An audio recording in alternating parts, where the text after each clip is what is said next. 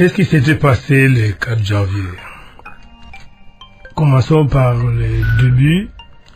Le club joue avec Mikado en championnat. Quelques semaines auparavant, le club perd par 3-1. Et alors, qu'est-ce qui va arriver? Comme c'est la fin de l'année, l'autorité du Congo belge organise un match de gala le samedi 27 décembre 1958 au stade de Roi-Baudouin à Kinshasa, au quartier Rankin, quartier Imo-Congo à l'époque. Et ça oppose les champions d'Elisabethville, aujourd'hui le Lubumbashi, donc Saint-Éloi, qui est aujourd'hui Saint-Éloi-le-Popo, à l'ASV Club Victoria Club à l'époque. Donc les champions d'Elisabethville contre les champions de Léopoldville. Match de gala, c'est le samedi 27 décembre. À la 4e minute, Asaka, le meilleur buteur de V Club, est expulsé. À l'époque, n'avait pas remplacé par un joueur en plus.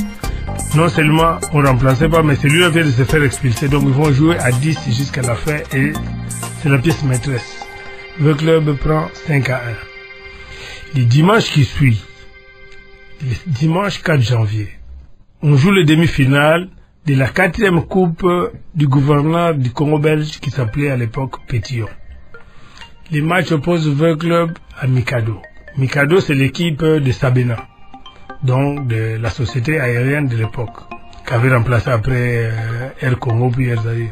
Enfin, c'est Sabena, son équipe s'appelle Mikado, qui venait de battre quelques semaines auparavant V Club en championnat. On les met face à face, ils sont en demi-finale, et le match se termine encore très mal pour les supporters de V Club. Ça signifie que V Club perd sur le même score qu'en championnat, 3-1. Les supporters sont sortis de là mécontents, pas en cassant les histoires, non, mais enfin, ils étaient mécontents. Que quand ils arrivent au niveau du rond-point Victoire, ils voient les partisans de l'Alliance de Bas-Congo, à Bako, qui étaient en furie parce que l'autorité locale, l'autorité belge, l'autorité coloniale avait empêché que le président de la Bako, Joseph Kasavubu, ne puisse pas tenir son meeting. Lui devait normalement informer la population de la position de la Bako vis-à-vis de la loi fondamentale et vis-à-vis de ce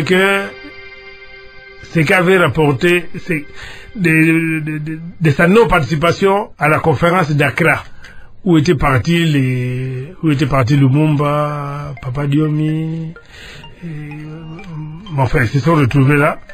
Lui, on l'avait empêché d'y aller au motif à l'aéroport de Ndolo que sa carte de vaccination était périmée.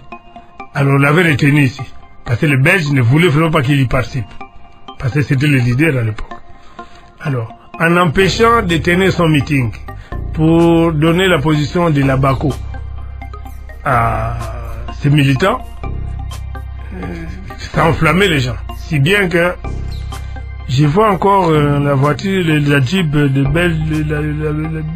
d'un commissaire belge qui était sur place, prise à partie par la population, et ils ont commencé à s'attaquer à tous les symboles de la colonisation. Les supporters de V Club en masse, comme le stade était plein, vous voyez à l'époque on est dans les 80 000 personnes à peu près. Alors, qui viennent de ce côté-là, disons dans les 40 000, puis sur l'autre partie, une partie de la population des spectateurs est partie de l'autre côté de Yolé et tout. Mais ceux qui étaient venus du côté de Kasavubu, ils se sont mêlés à ce métier et s'enflammaient davantage tout ce qui s'était passé jusqu'à Fonkobel, qu'on appelle aujourd'hui Kimbangu, où les Grecs, les Portugais tenaient des boutiques, les autres sont partis du côté de Saint-Pierre, ils se sont pris à l'église Saint-Pierre. Je vois encore des passages vers le soir, le même 4 janvier, le commissariat de Pont-Cabu qui est devenu commissariat de Kasavubu.